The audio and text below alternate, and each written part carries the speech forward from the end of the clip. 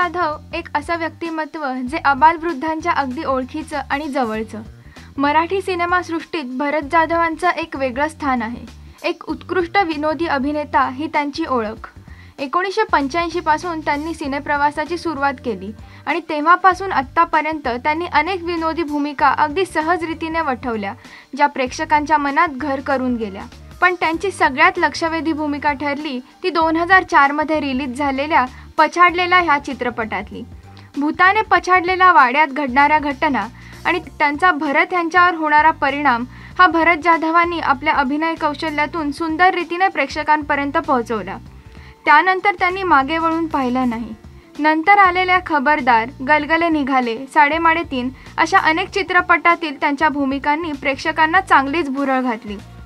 2006 मध्ये त्यांनी जत्रा ह्या सिनेमात काम केलं आणि विशेष म्हणजे त्यांच्या कोंबडी पळाली ह्या गाण्याने तर चांगलंच धुमशान घातलं। या विनोदी सिनेमांव्यतिरिक्त भरत यांनी वन रूम किचन, शिक्षणाच्या आईचा घो यासारख्या अनेक सिनेमातून गंभीर भूमिकाही केल्या। सिनेमांच्या व्यतिरिक्त त्यांनी नाटकामध्ये सुद्धा आपला ठसा उमटवला। सही रे सही हे त्यांचं सगळ्यात लोकप्रिय आणि गाजलेलं नाटक। आणि आता भरत यांच्या मुकुटात अजून एक तुरा खोवला जाणार आहे।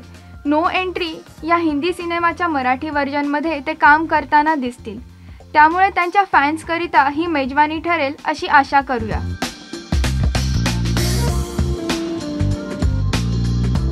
राजश्री.com करिता अदिती बेडेकर।